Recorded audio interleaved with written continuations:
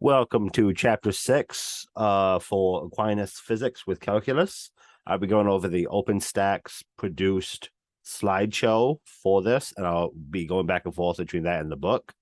Today, we will be discussing applications of Newton's laws. This proceeds directly off the past couple chapters, and I'm introducing things such as friction, air drag, centripetal force, stuff like that. We're just kind of adding more equations of the same caliber to what we've already talked about previously in chapters 4 and 5. So hopefully it won't be too much more, but I'll go over these concepts and the real applications.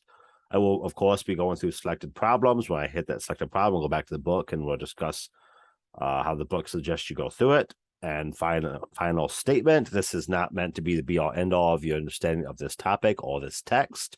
Feel free to go to any of the sources you deem necessary and tell your friends where you go. If you find something better than me, you probably will. Let's begin. So we did a lot of discussions already about trying to apply the math that we do in this class and other classes to the real world. And one of the big examples of that is essentially adding more variables. This is a picture from a NASCAR race in 2015. And these cars go ridiculously fast, right? These cars go so fast, in fact, that if you drove your car this fast and tried to take a corner, your car would fly off the road and crash into a tree. But all of these cars are hitting 180, 190, 200 plus miles an hour, and they're all going around in a circle just fine. Why is that? Well, it's the additional applications of Newton's laws that we're talking about, such as friction, such as centripetal force, such as drag. All these things play a key role in that conversation.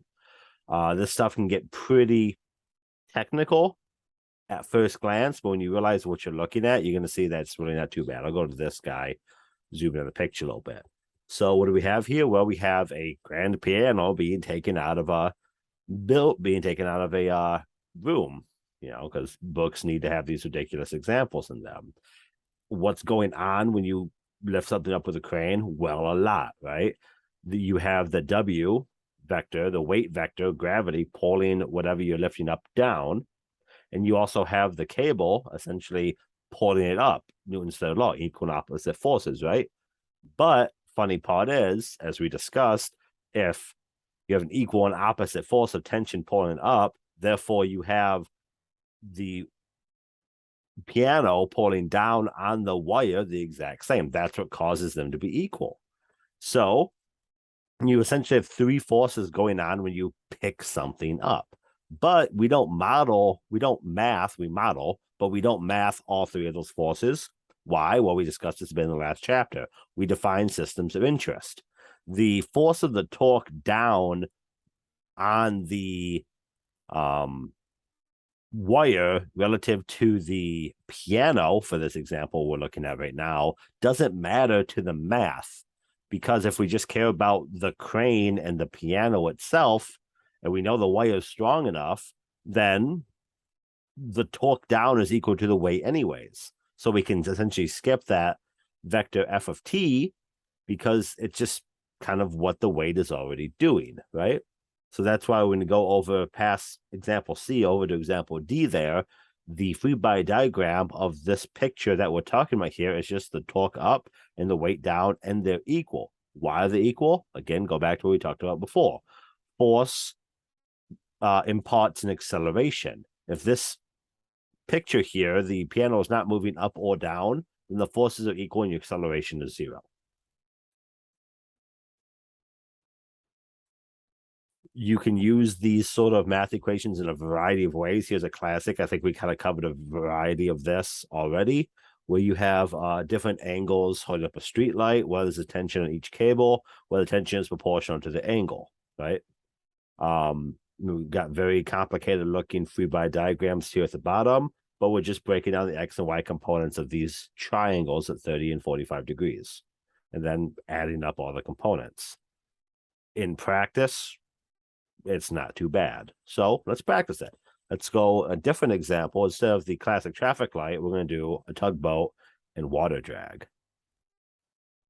So here again, 6.1. If you want to go through this on your own, go to the book, walk through the examples I think are very well made, and you can understand how they're resulting in these answers. So let's take a practical example here. Two tugboats pushing a barge at different angles. The first tugboat exerts a force of 2.7 times 10 to the 5th newtons. Again, Newton is the SI unit of force in the x direction, meaning it's pushing it east from the west, because x direction, it's a positive number. We tend to draw the Cartesian coordinate system on these examples with something going to the positive x direction is east, which is to the right?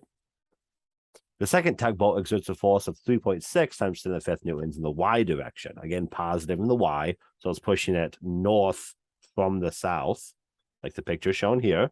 And F1 and F2 are different numbers. If the mass of the barge is 5 times 10 to the 6 kilograms, and its acceleration is observed to be 7.5 times 10 to the negative second meters per second squared, how fast it's accelerating, it's not its velocity, it's acceleration, in the direction shown, 53.1 degrees off of the x-axis. Again, notice where the little arc is showing it's off the x-axis, important. What is the drag force of the water on the barge resisting the motion? No, drag force is the frictional force exerted by fluids such as air and water. The drag force opposes motion of the object. Since the barge is flat bottomed, we can assume the drag force is in the direction opposite the motion of the barge. Throwing a lot at you there, right? You've heard these phrases, drag, friction, stuff like that, right? So this is an example showing you where they come from mathematically. Those two forces combined are going to push the boat a certain acceleration, because force equals mass times acceleration. I know the mass, I know the forces, therefore I should know the acceleration. So if that acceleration that we calculate is less than the acceleration observed, something must be pulling some of that acceleration away. We call that thing that's not letting it accelerate to its full mathematical potential friction, or in this case, drag, because fluids have drag. Liquids have drag, fluids have drag. So how do we solve this problem? Well, we know the seen acceleration. Let's get the calculated acceleration, find out if they're different. So we're going to take this picture here, which is kind of confusing, and we can draw a free body diagram shown here of what's going on. We know there's two forces acting on the boat that are shown and obvious. Those are the boat. Two forces acting on the barge that are shown and obvious. Those are boat 1 and boat 2. The 2.7 heading due east and the 3.6 heading due north. Something you have to intuit in doing these kind of questions, helps you intuit these things, is the drag force. The drag force is not in the direction the boat is moving. The drag force is opposite the direction the boat is moving, because friction always opposes motion. Acceleration imparts a motion, right? Those two are kind of synonymous. So if the boat is moving 53.1 degrees off of the x-axis, positive, essentially, in the quadrant 1, then the drag force would be the opposite of that. Right? Think of your parallelogram rule. Figure out where the angle lands at. So we draw a free body diagram. We can kind of get a picture of what we're trying to solve here. And then we can look at the net force being produced minus the drag pulling down is the result from the applied force in total. So this 53 and this, this F1 here to the left, or to the X, and to the east, whichever you prefer, and this F2 to the north produce a triangle of the total applied force, which is very long, as shown here. And that applied force is equal to the net force of what's actually happening minus the drag force, which is why the drag appears in the opposite direction. So understanding and intuiting these things out of the question are key to solving it.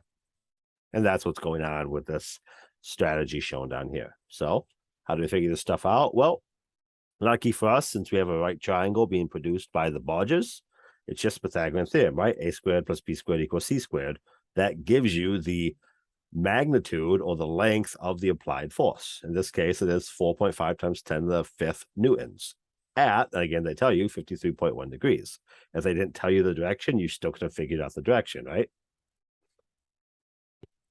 So if we know the applied force, and again, the direction shown to us here, we can then figure out the remaining value, because we know the net force is the mass times the acceleration, right?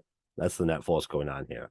And as we said previously, that net force, what's actually happening, that 7.5, right, is the result of the applied force minus the drag force. So F applied minus F drag equals MA. So I know the applied force because I just figured it out from my calculation right here, 4.5 times 10 to the 5th newtons. And I need to know my drag force. So set the equation equal to the drag force, plug in your knowns. I know my force applied, 4.5. I know my mass, 5 times 10 to the 6th. I know my acceleration, 7.5 times 10 to the negative second. All that mass lands me at 7.5 times 10 to the 4th newtons. So it's slightly more than a degree less than the applied force is the drag force. It's quite a lot of force, right? 10 to the 4th opposed to 10 to the 5th. But still, there's a lot of drag on the water. That's kind of the point. That's how water works. And that lands you at your answer. Furthermore, you could, if you wanted to figure out how fast this would be going in a frictionless environment, right? For a back couple chapters, and we weren't dealing with friction, you could just do your applied force equals MA because your net force would only be your applied force. See, we're adding more variables at the center here, which is what's giving you more things to worry about, essentially. You can do this again to a huge variety of real-world questions. Example here is the man standing on a scale in an elevator and all the ridiculous amount of forces involved to the left here. But the question usually can be boiled down to what's circled here on the right, the force of the scale and the weight attached to it, right? And trying to rationalize what's important and what's not is really half the battle. And that comes down to you taking good notes. That comes down to you writing stuff down. And that comes down to you slowly working through the problem and going back to your notes and going back to your book, trying to figure this stuff out.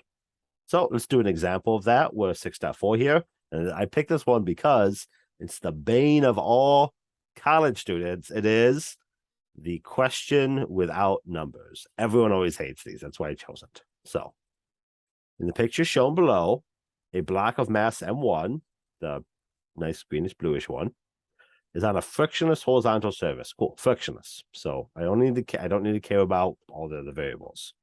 It is pulled by a light string, so I don't care what the weight of the string, that passes over a frictionless, massless pulley. Again, we're forgetting bunches of variables here.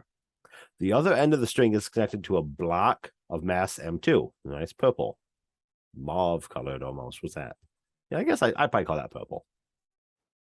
Find the acceleration of the blocks and tension of the strings in terms of M1, M2, and G. Okay, we can do this, right? So we write everything down. We don't have numbers, but we can draw free body diagrams. What forces are acting in the block? Well, I said that the pulley was massless. I didn't say that the block was massless, right? Block has a mass. That mass is M1. And if it has a mass, therefore it has a gravity. If it has a gravity, it's on a surface. It's pulling it down. The surface is pushing it up instead of motion. So the block here has a weight pushing it down, a normal force, or the ground pushing it back up, equaling the weight since it's not moving horizontally. And that string has some tension on it, pulling the block over to the right, to the positive x-axis. M2 isn't touching anything, so there is no normal force involved. But it does have a tension force and a weight. And again, this diagram here shows us it is pulled by, so there is some sort of motion going here. We can intuit, or we can look and see that it's showing us an acceleration, therefore we have a force. Right? The masses are different, so we kind of would expect an acceleration to happen because gravity is pulling M2 down always. And if the masses are not equal, if M2 is heavier, then it's going to pull M1 along. So we draw a free body diagram as shown before, and we try to solve these problems.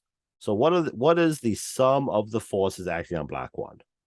Well, the only thing moving it, by definition, is going to be that tension we talked about before. because the block can't go up and down because it's on the table, right? So the weight and N have to equal each other. Otherwise, the block could be falling off the table or flying up in the air. So the tension is the only thing being applied to block 1. And what is that tension?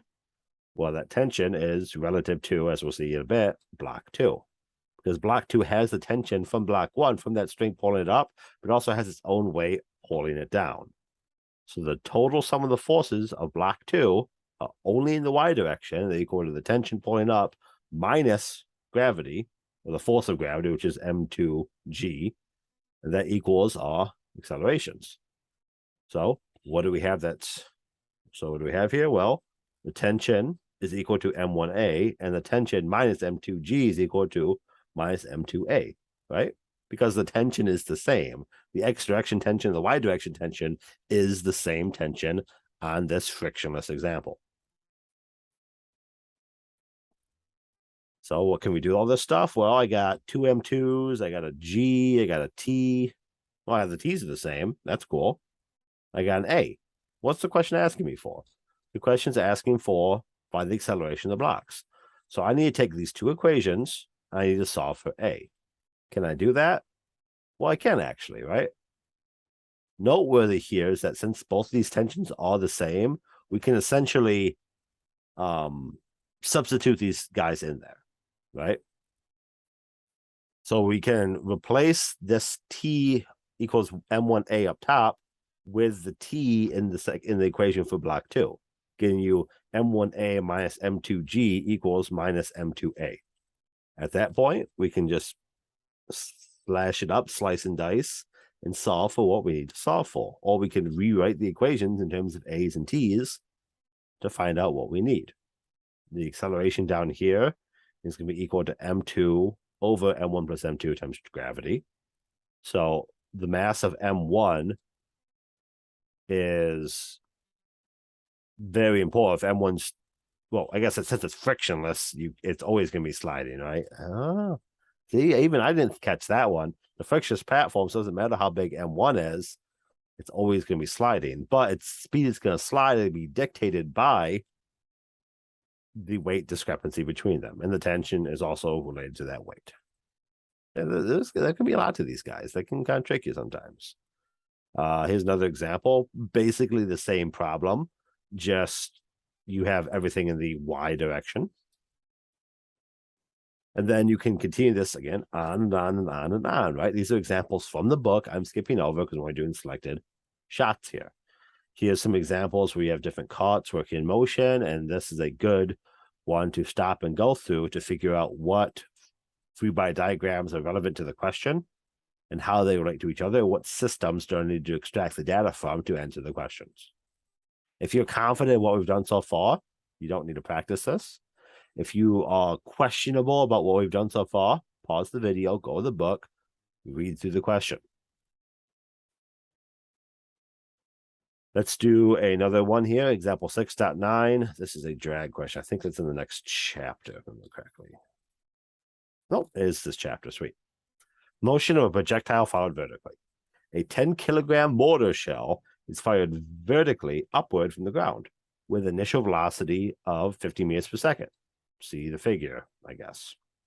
Determine the maximum height it will travel if atmospheric resistance is measured at 0.01 times velocity squared n, where v is the speed at any instant.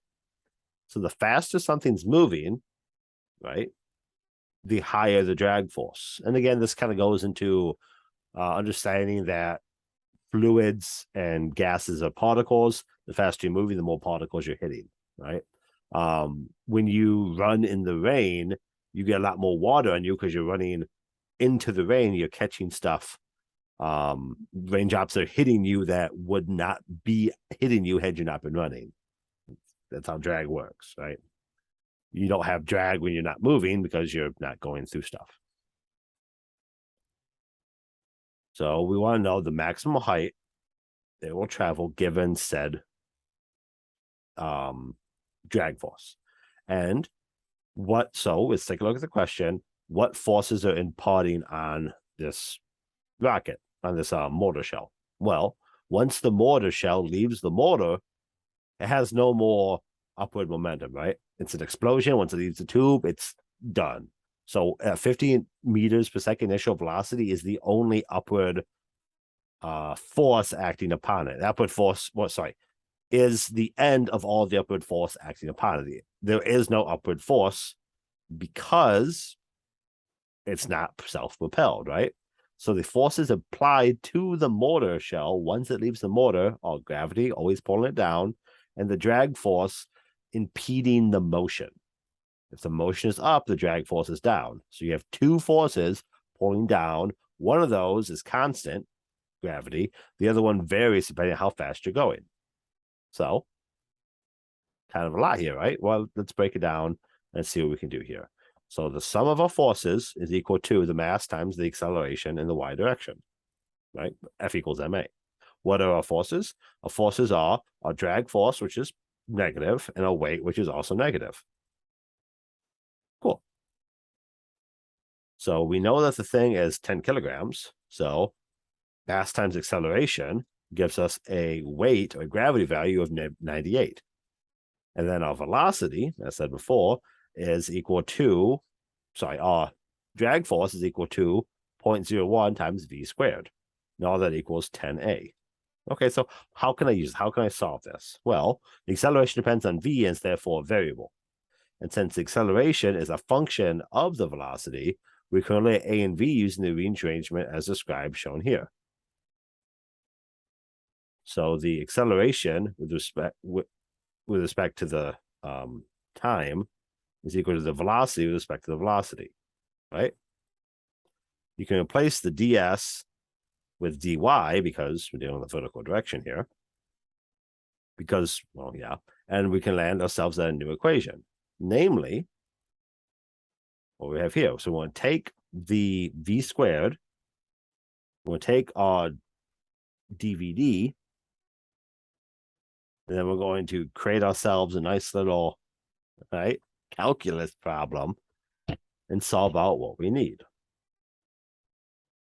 So as shown here, the integral going up to some height of dy is equal to, starting at 50 and going to 0, of the velocity of the division that we have shown here, v dv over negative 0.0010 v squared minus 9.8, right?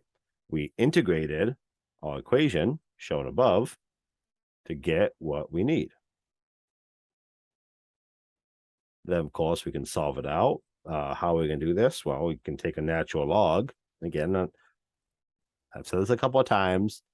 I'm assuming you can follow the calculus part of these questions. I'm just giving you a question related to nature, right? I'm putting reasons behind your numbers. So if what we're looking at here, you can't follow the you can't follow the calculus being shown. We need to know that. All right. So notice also here that you need to apply calculus since the force is not constant. This force, the force of the drag, is changing with respect to the velocity, and every time the velocity slows down, the drag force also slows. So it's having a ever decreasing effect.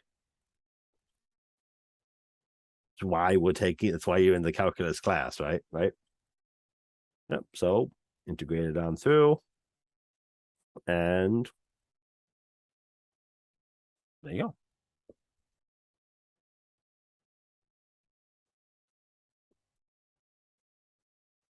I'm gonna fly in my room. Sorry, it's bugging me. All right, so there's a bit of the math. Let's go over what I mean by friction and drag and all these other application forces. Friction at its most basic conversation is the not smoothness of things. Okay. When you rub your hands together, right, the force it takes to move your hands is the result of the bumps and the wrinkles and the texture of your hands. If your hands are greasy or oily, you change your car's oil, you have a lot less friction in your hands because the oil is filling in all those nooks and crannies of your hands and they become a lot more slick. right? It's hard to grab things when you have soapy or oily hands because you have a lot less friction in your hands. I mean, this goes down like a micro level, like an atomic level. These little distortions here are what causes friction. This is super, super relevant, right? We need smooth, low friction things for, say, bone replacements, right? We use fluids a lot to circumvent this problem because fluids don't have those nicks and those crags and those crevices and that geometry that impedes motion.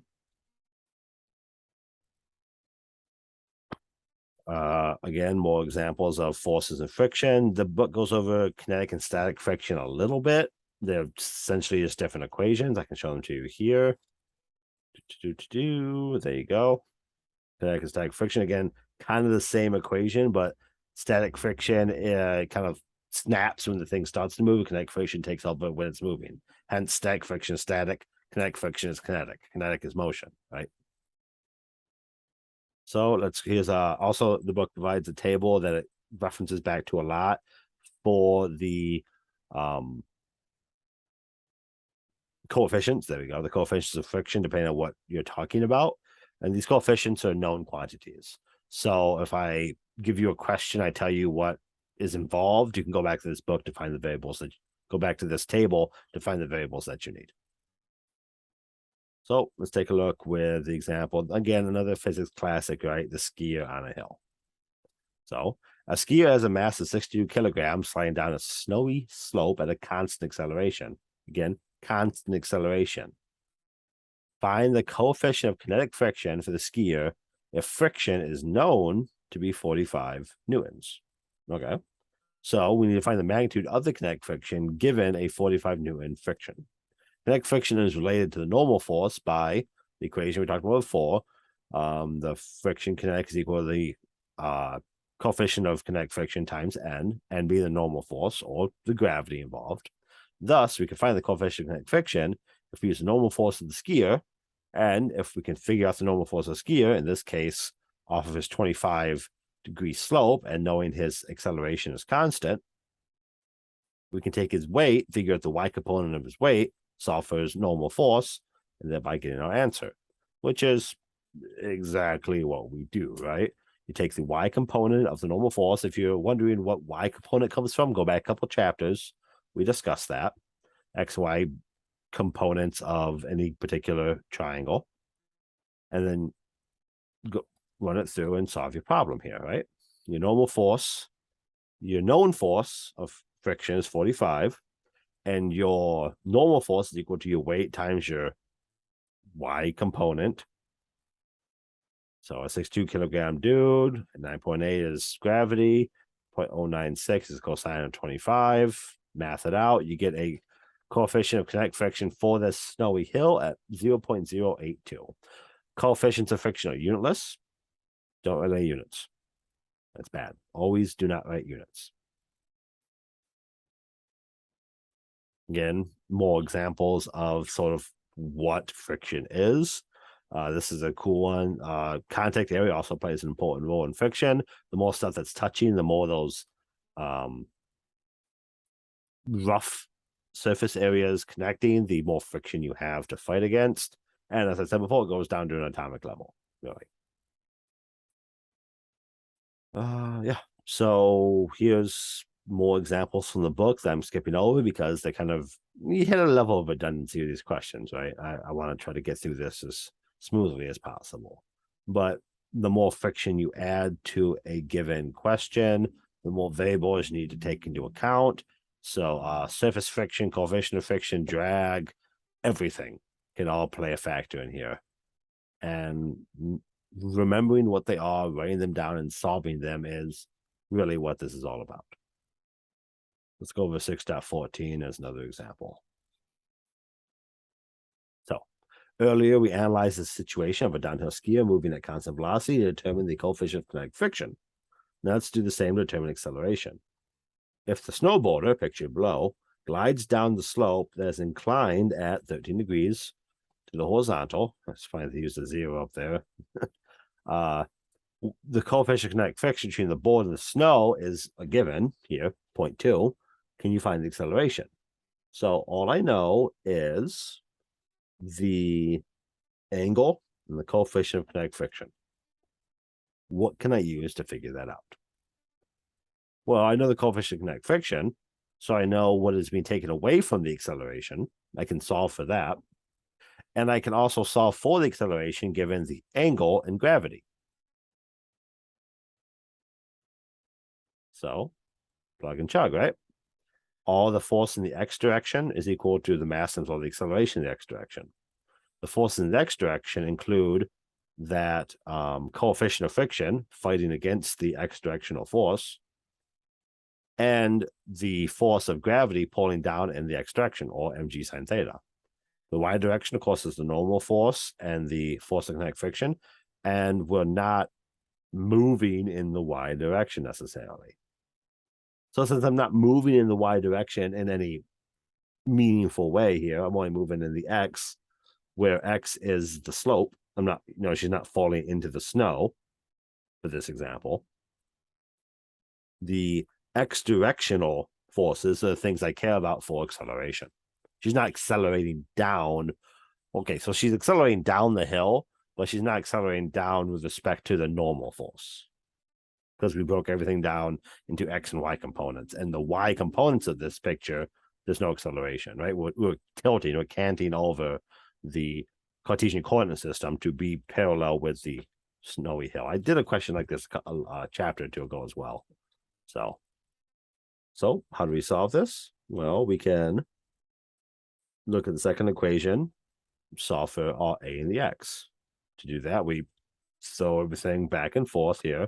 The fun part is when we throw everything back and forth, we can actually get rid of the mess. Isn't that kind of cool, right? So the accelerate, and again, I'm assuming I don't need to explain to you the algebra 2 levels of moving pieces around of an equation. Please let me know if you are having problems with that, and we can work you through it. I'm sure you know how to do it. Maybe you just brain farting you, right? So again, last thoughts on this. We're doing the same math we've been doing for the past couple of chapters. I just keep adding little things to keep track of. You got to think about drag. You got to think about coefficient of friction. You got to remember your triangles. Writing this stuff down, taking it slow is how you solve them. Don't blast through this stuff expecting it to work miraculously. Centripetal force is a fun guy. The best classic example of centripetal force is sitting in a car seat going on a corner. You slide across the car seat and go smack into the door. Why is that? Well, that is in part due to centripetal force. Centripetal force is the force of cornering. And centripetal force is notable in that it is not pushing you out, it's pulling the car in. So this right here, this picture here is a snapshot at any given moment of going around a corner. When you're going around a corner, something is allowing the cornering to happen, essentially. You're going on a corner, there's a result of your tires having enough friction to keep on the road. And this is true because on a wet pavement, if you're going to corner too fast, your tires lose friction, and therefore you fly off the road, right? So your tires are sticking you on the road and they're taking you around this corner. What is keeping you going on that corner? Well, that's essentially spiraling you in. Centripetal force is the force around a corner that pushes inward. And it pushes you inward, allowing you to take that corner. Because if it didn't push you inward, you wouldn't take the corner, and then you would therefore go with your inertia and you would go straight. So when the car takes the corner, the tires are via centripetal force on the car, pushing the car inward. Your body doesn't have the tires touching the ground, and your friction level of your pants to your seat is lower, so you slide along the seat because you want to keep going straight. So in this picture, you are the green arrow, and the path is the car, and the red arrow, it's actually the tires. And it's kind of counterintuitive, right? Because it feels like something's pushing you out when you go in a corner, but in fact, the car is being pulled in and you're just sliding along because you're not well attached to the car. And that's what this picture is trying to demonstrate here, all these various forces involved. Centripetal force does have equations associated with it. I'll show you those real quick. And they're these guys. Your acceleration is either your acceleration centripetal, it's a little subscript C there, is either related to the velocity or the angular velocity. Velocity is how fast you go in a straight line. Angular velocity is how fast you're going around the corner. Angular velocity is the little W. I think that's an omega or something like that. I can never remember. And of course, it's also related to the radius or how tight the corner is. So two little simple equations, a lot going on in them, right? And then, of course, that acceleration is also the A and F equals ma. So the stuff all connects into each other, as shown here. So the centripetal force is equal to mass times either acceleration that you're talking about. And then you can extract out whatever variable you're being asked to solve for. So let's extract some variables and solve them. Banked corners. Math, right? If you have a banked corner, then you suddenly care about the X and Y components of said corner. But it's all the same conversation we talked about before. I'm just adding a little subscript C and throwing an omega in there every once in a while. I really hope that's an omega. I should check that. Curves in some test tracks or race courses, such as Daytona International Speedway in Florida, are very steeply banked. This is true. I've been to Daytona. You can't climb up it. It's pretty intense. This banking, with the aid of tire friction and very stable car configurations, allow curves to be taken at very high speed. To illustrate, calculate the speed of a 100-meter radius curve banked 31 degrees. Calculate the speed at which you do that if the road is frictionless. Frictionless means the tires ain't doing anything. So the banking of the turn is the only thing keeping the car going around the corner. If it's zero and it's frictionless, you're just going to go straight, right? So the banking is what needs to do. And how bad does that banking need to be to fight the frictionless nature of this example? So we start with what we know. We know the radius, and we know the angle of the bank. So we know the theta, right? We have an equation for theta that has a radius and has a gravity, and it solves for velocity. Cool. So rearrange to solve for the velocity, square root of RG tan theta, and plug it in, which means, given this miraculous, perfectly frictionless environment, you can still take the corner by going 24.4 meters per second. Cool. NASCAR cars, I don't know if you've ever seen one, they have real big, fat rubber tires, so they can go even faster around even more tightly banked corners. Which is why the first picture in this presentation was NASCAR, right? This stuff applies to everything. We can go examples with airplanes and because as we talked about before, air is a fluid, so fluid has drag to it. That drag plays a part in turning an aircraft and stuff like that. It's all at a simple level. At this level we're talking about here, it's all kind of the same equation, which is kind of, again, is the fun part of it. This picture here relates to the fictitious force I talked about before. Centrifugal force is the force you think you're feeling when you take a corner and you go sliding along to the outside of the car, right? That's called centrifugal force because there's nothing pushing you the opposite direction of the cornering.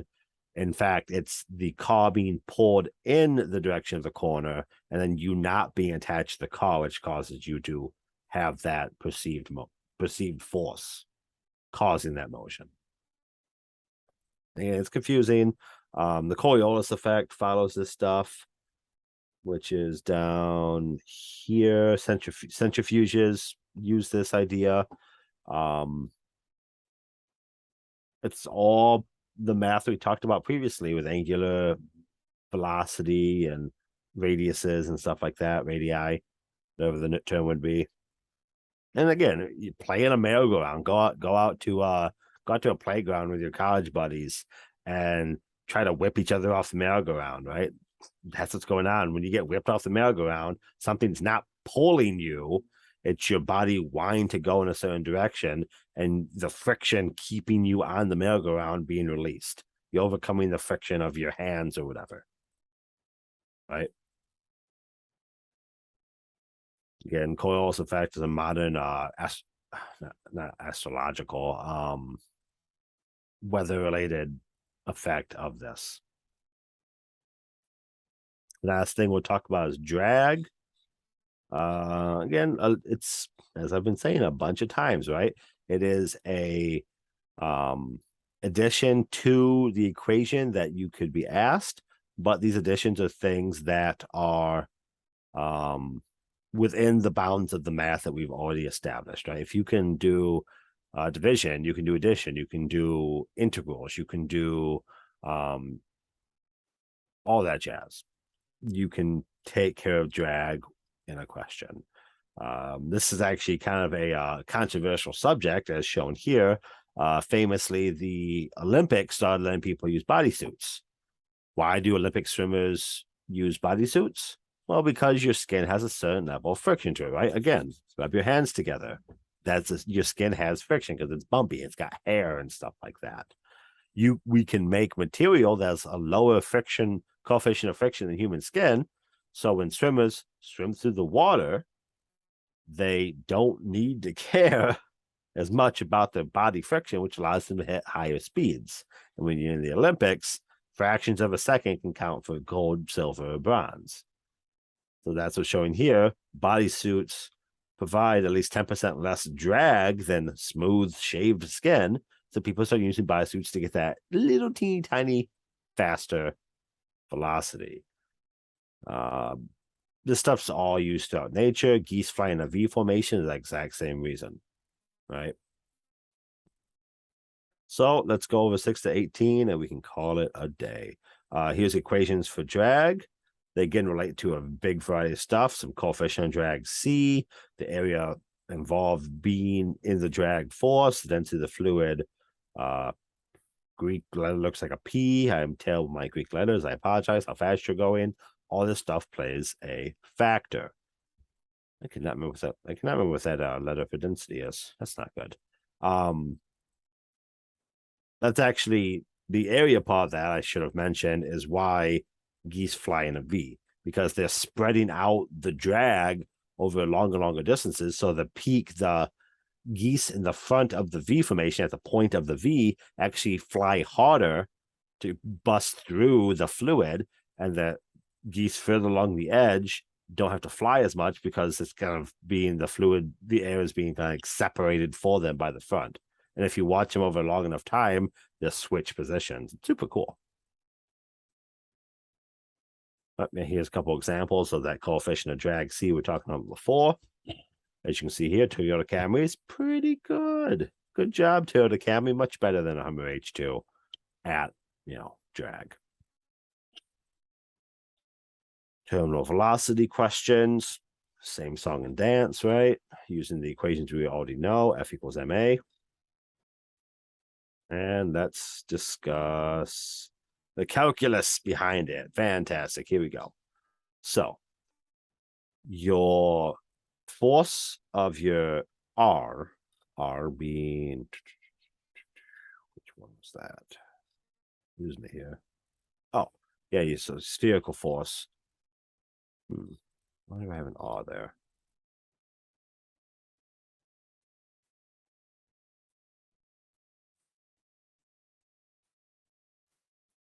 I guess body in a straight line.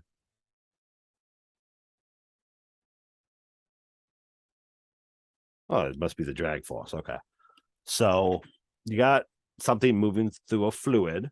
You therefore have a known drag force. That drag force is related to the constant of what you're moving through and the velocity, so the shape you have and the velocity, how fast you're moving through it. And those, of course, are related to the mass and the gravity. Therefore, we can do some calculation here, because since it's velocity and velocity can change, you can take that into account when solving for terminal velocity, solving for drag forces, solving for, big engineering things such as making the world's best athletes go half a second faster, or airplanes. And when you do that, as shown here, you can take all these things into account, and you need to be very careful to differentiate and integrate respectfully for V to solve for, your displacement or your acceleration. So I wanted to show you guys this before I went to the last question, because it plays a bit of a part, right? So your dv divided by your g minus b slash m over times v is equal to your change in time, equal to your dt, right? So we can integrate these things based on, say, starting at velocity 0, starting at time 0, and going through the integrations using your natural logs and what have you, land yourself at equations that are much more useful to solve these problems. Here we have some equation y. Again, this is b for things such as terminal velocity, say, or really kind of moving through anything relating the velocity to the changes in drag. That's directly, as I said, relating to how big the shape of the object, how fast it's moving, and how long it's taking you to move. This is an expansion on the question we talked a little bit before earlier, where we're dealing with the calculus and the change in the equation based on the change in the variables of the equation. So kind of calculate what's going to happen, right? That's the whole point of calculus, is you can use things and not have everything be uniform all the time to solve the problem. So let's put this into motion, shall we? Effect of resistant force on a motorboat. So is it resistant force? This is applying specifically to the drag problem, but anything that's changing its velocity, is accelerating, positive or negative, you can apply this to. A motorboat is moving across a lake at a speed v0 when its motor suddenly freezes up and stops. The boat then slows down under the frictional force, Fr minus b v. Cool. So what is the velocity and position of the boat as functions of time? So where is it moving? If the boat slows down from 4 to 1 meters per second, 10 seconds, how far does it travel before stopping? There's a lot going on there, right? Well, let's apply this stuff. Let's figure it out. So with the motor stopped, the only horizontal force on the boat is the force I was talking about. Because when the engine's over, you no longer have a force pushing the boat. You only have the forces pushing against the boat, right? Friction is opposing motion. Boat's moving one way. Friction's always moving the other way. So we can use the equations we talked about here, F equals ma, and a in this case being dv over dt, because it's a change in velocity over time, is equal to that minus bv we talked about before. So let's go ahead and rewrite that. Let's shove the d over to one side and put the v's next to each other. dv over v, your change in velocity, is equal to the variables involved with it, namely how big the boat is, the shape of the boat, and the time you're running through it. So if we integrate that equation over some set amount of time and change in velocity, we can land at quite an interesting, useful equation. The natural log of essentially the ratio of the velocities, v over v naught, is equal to how long it takes the size and shape of the boat to react. Since the natural log of a implies is equal to x, we can then rewrite this as e of x equals a. And we can take this whole equation and switch it up to be the velocity is equal to the initial velocity times e raised to the power of that a that we were talking about before, or how big the boat is and the time it takes the boat to do stuff. And that should look familiar because that's a lot like some of the first 1D and 2D motion problems we talked about before. Although since we're adding more variables, right? I keep bringing that up. Since we're adding more variables, the equations are getting harder, but hopefully you go back to chapter 3 and think about the equations we talked about back then. Which is why I'm bringing it up, because we can talk about the definition of velocity here, dx over dt, relating the initial velocity to essentially the change caused by whatever is moving. Shove dt back over, and then we can care, instead about how fast things slowing down, we can care about its positioning. In this case, integrate from 0 to x for the dx, integrate from 0 to t for the dt, landing us at an equation shown here, where the x variable, or your displacement, is related to the shape of the thing, m over b, times your velocity, times the, in parentheses, the section, 1 minus e to the negative bt over m. So we are relating how fast the thing is slowing down directly to how far it's moving based on your unknowns b and t. So your unknowns b and v and m. You don't know these, right? Which is kind of a pain, right? These questions, I'm going to take a step back here. These questions are annoying for students because they don't have numbers, but they're important for students so you can relate the variables to the physical representations of them. Right? We're leaving these m's and these b's and the shape and the mass and the time. We're leaving all these as variables so you can see how they're carried throughout the integration, and hopefully you can catch up a bit to how they relate through acceleration, through velocity, and through displacement, because they're all basically answering the same question, right? So increase time as it approaches 0 and get your position directly in how fast the thing was going.